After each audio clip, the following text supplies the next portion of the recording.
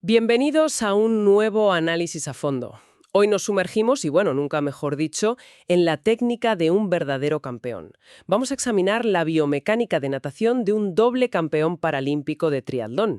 Y lo hacemos con la mirada puesta en un escenario muy concreto: los Juegos Paralímpicos de París 2024. Allí la prueba de natación fue en el río Sena, un reto mayúsculo, con tramos a favor de la corriente y otros en contra. Para guiarnos en esta inmersión tenemos una fuente de primer nivel. Es un estudio publicado en el Journal of Sports Science and Medicine en marzo de 2026, así que es una investigación muy reciente. Se titula Gestión de la frecuencia de brazada y la coordinación del brazo en natación en un doble campeón paralímpico de triatlón, y sus autores principales son Ludovic Seifert y Brice Guignard, junto a su equipo. Altísimo rendimiento. La corriente del Sena, que el artículo estima en unos 0,5 metros por segundo, eso lo cambia todo. No es un detalle menor. Para nada. Es el campo de juego. Obliga a los atletas a ser camaleónicos, a adaptar su técnica de una forma radical. Nadar a favor de la corriente, donde el río te empuja, no tiene nada que ver con luchar contra ella para avanzar un solo metro. Vamos, que el estudio lo que quiere saber es cómo un campeón como este, de la clase PTC4, que tiene una amputación en la pierna derecha, cómo cambia el chip para nadar con corriente a favor o en contra. Justo. Y para ello se fijan en varios conceptos: frecuencia de brazada, o sea, cómo de rápido mueve los brazos, y longitud de brazada, cuánto avanza con cada una. Eso lo entendemos. Pero la clave aquí, la salsa secreta, parece ser algo llamado índice de coordinación o IDC. Suena súper técnico, pero supongo que ahí está el meollo de la cuestión, ¿no? Totalmente. El índice de coordinación es la métrica que nos desvela la estrategia del nadador. En esencia, lo que hace es ponerle un número al tiempo que pasa entre la propulsión de un brazo y el del otro. Y esto nos dibuja tres patrones de nado muy distintos. El primero es el que llaman catch-up. ¿El catch-up? Sí, se da cuando el índice de coordinación es negativo. Significa que hay una pequeña pausa. Un brazo termina su fase de propulsión y espera un instante a que el otro casi termine su propio recorrido para empezar a tirar. Es un nado con un deslizamiento deliberado. O sea, es como si nadara de forma más relajada, dejando que un brazo descanse un instante mientras el otro trabaja. Pura eficiencia, ¿no? Para planear y ahorrar energía. Exacto, esa es la palabra clave, eficiencia. Es ideal para nadar a favor de la corriente. Luego tendríamos la oposición, un IDC de 0, donde un brazo empieza justo cuando el otro acaba, un ciclo perfecto y continuo. Y en el extremo opuesto al catch-up tenemos la superposición. Y por el nombre me imagino que aquí no hay pausas de ningún tipo. Ninguna. De hecho, es todo lo contrario. La superposición, con un IDC positivo, ocurre cuando un brazo empieza a propulsar antes de que el otro haya terminado. Los dos brazos están generando fuerza al mismo tiempo, durante una fracción de segundo. Vaya. Es el modo lucha, el que usas cuando necesitas la máxima frecuencia y potencia para vencer una fuerza externa, como una corriente en contra. Ok, vamos a desgranar esto. El estudio se estructura en dos pruebas para entender cómo este atleta usa estos patrones. La primera es casi como hacerle un mapa a su motor. Le pidieron que hiciera 10 series de 25 metros, cada una un poquito más rápida que la anterior, desde su ritmo más lento de calentamiento hasta su velocidad máxima absoluta. Y los resultados de ese mapa inicial son fascinantes, porque revelaron lo que los autores llaman dos regímenes de funcionamiento. Es una idea clave. En el primer régimen, a velocidades bajas y medias, el atleta se comporta de una forma muy particular. Mantiene la longitud de su brazada y su índice de coordinación casi constantes. Utiliza de forma consistente ese patrón catch-up del que hablábamos, con un IDC muy marcado, de entre -10 y -13%. Entiendo. Así que en su modo crucero o de ahorro de energía, su técnica es fija y la velocidad depende solo de cuánta fuerza aplique en cada brazada. Como un coche que va en quinta marcha por la autopista y simplemente pisa más o menos el acelerador. Es una analogía perfecta. Para ir más rápido en este régimen no cambia la técnica, simplemente aplica más fuerza. Los autores incluso lo comparan con el nado de explosión y deslizamiento de algunos peces, que dan un impulso fuerte y luego planean. Para minimizar la resistencia. Exacto, para ser tremendamente eficientes. Pero, ¿qué pasa cuando llega al límite de esa marcha? Cuando pisa el acelerador a fondo y ya no da más de sí. Ahí es donde todo cambia y entra en el segundo régimen. A medida que se acerca a su fuerza máxima, la estrategia se transforma por completo. Ya no puede aplicar más fuerza, así que el único recurso que le queda para aumentar la velocidad es aumentar drásticamente la frecuencia de brazada. Ajá. Y para ello, tiene que cambiar la coordinación. Abandona ese catch-up eficiente y se va hacia la superposición, hacia un braceo mucho más continuo y frenético. Y aquí es donde se pone realmente interesante. El estudio no solo describe estos dos modos, sino que detecta el punto exacto de esa transición. Ocurre a una velocidad de 1,28 metros por segundo y una frecuencia de 31,1 ciclos por minuto. Pero el dato que me ha dejado alucinada es otro.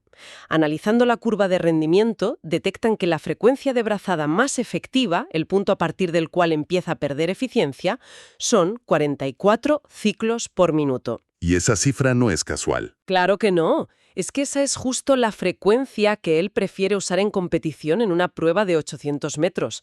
Un momento, ¿me estás diciendo que su frecuencia más eficiente, calculada en un laboratorio con toda esta tecnología, es la misma que usa instintivamente en competición? Eso es increíble. Es como si su cuerpo ya supiera el resultado del estudio. Es la definición de un atleta de élite. Su cuerpo ha encontrado a través de miles de horas de entrenamiento su punto dulce biomecánico. Es su estado de máxima armonía entre velocidad, esfuerzo y técnica. El estudio, simplemente le pone números a esa intuición. Entendido el mapa y localizado ese punto dulce, ahora vamos a ver la flexibilidad de ese motor. La segunda prueba del estudio busca justo eso, ver qué pasa si le sacamos de su zona de confort. Le pidieron que nadara 6 series de 50 metros a su ritmo de competición de 800 metros, pero esta vez alteraron su frecuencia con un metrónomo acuático. Sí, la idea era forzarle. Hizo una serie a su frecuencia espontánea en ese momento, que fue de 50 ciclos por minuto, y luego el metrónomo le marcó ritmos más rápidos y más lentos, a +3, +6, -3 y -6 ciclos por minuto respecto a esa frecuencia. Y me imagino que aquí es donde la cosa se pone fea para el atleta. O sea, el metrónomo le pedía un ritmo que su cuerpo sentía como antinatural y se rebelaba. Exacto. La palabra es rebelión. Los resultados son clarísimos. Al paratriatleta le costó un mundo mantener las frecuencias de brazada más altas, las de 53 y 56 ciclos por minuto, y ese esfuerzo se tradujo directamente en el gasto energético, y también en la fluidez de su nado, algo que el estudio mide con una métrica llamada coste de jerk. Espera, coste de jerk. Suena a algo que definitivamente no quieres tener en tu técnica. Sería como la diferencia entre un coche que acelera suave y de forma progresiva y otro que va dando tirones y sacudidas. Esa es la analogía perfecta. Un jerk alto significa un movimiento más brusco, menos armónico, con más aceleraciones y deceleraciones internas. Pierdes esa sensación de deslizarte por el agua y empiezas a luchar contra ella, a dar manotazos. Vaya. Es increíblemente ineficiente. Su nado se volvió, por así decirlo, más robótico y menos fluido. Y en el otro extremo, ¿qué pasó cuando el metrónomo le pidió que bajara el ritmo? Pues ahí es donde encontró el paraíso. El rendimiento óptimo, la máxima eficiencia, la encontró justo en la condición de -6 ciclos por minuto. Una frecuencia que corresponde a 44 ciclos por minuto. 44 ciclos por minuto. Su punto dulce. El que ya habían identificado en la primera prueba. El mismo. En esa condición, el atleta logró la mayor eficiencia hidrodinámica, medida con el índice de brazada más alto, y por supuesto tuvo el menor gasto energético total, y la técnica más fluida, con el coste de jerk más bajo. Fue su estado de máxima armonía. Hablemos de ese gasto energético, para que nos hagamos una idea de la diferencia. Has dicho que en su punto óptimo el coste era menor. ¿De cuánta energía estamos hablando? 3,65 kilojulios. Al forzar el ritmo a las frecuencias altas, ese gasto se disparó hasta los 109,64 kilojulios. Un momento. Esos son más de 16 kilojulios de diferencia. Puede que el número en sí no nos diga mucho, pero en porcentaje es casi un 20% más de energía. Es un peaje fisiológico altísimo. Por solo unos pocos ciclos más por minuto. Es un peaje brutal. Y el estudio muestra que el aumento vino principalmente de una mayor demanda aeróbica. Se crea un círculo vicioso. A mayor índice de coordinación, es decir, más superposición, para poder seguir ese ritmo frenético, mayor es el gasto energético y más brusco se vuelve el movimiento. Insostenible. Exactamente.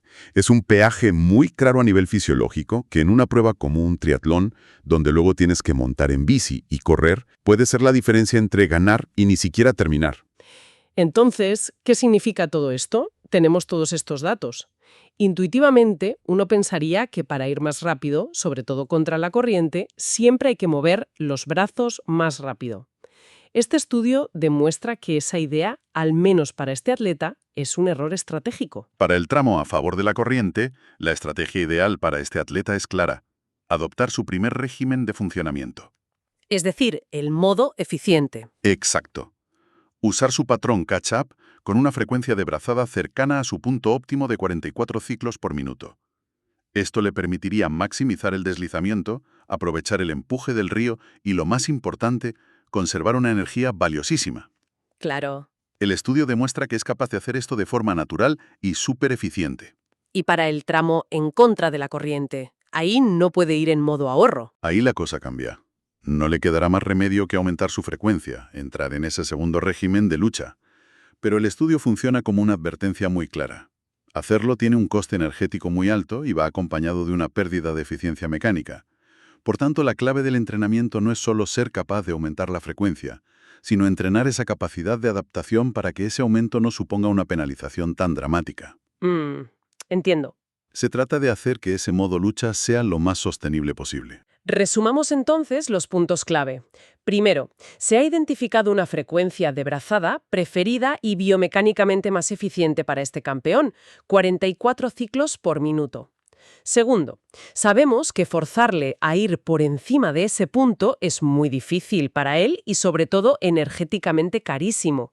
Y tercero, que bajar el ritmo hacia ese punto dulce es algo que hace de forma natural y con una eficiencia espectacular. La conclusión final del estudio es muy potente. No se trata solo de tener una buena técnica. Se trata de tener un repertorio de técnicas, un abanico de soluciones y saber cuándo usar cada uno. Es como tener diferentes marchas en una bicicleta y saber cuándo cambiar para subir una cuesta o para llanear. Claro. El entrenamiento, por tanto, no debería obsesionarse con una única frecuencia ideal, sino en aprender a modularla alrededor de ese punto óptimo.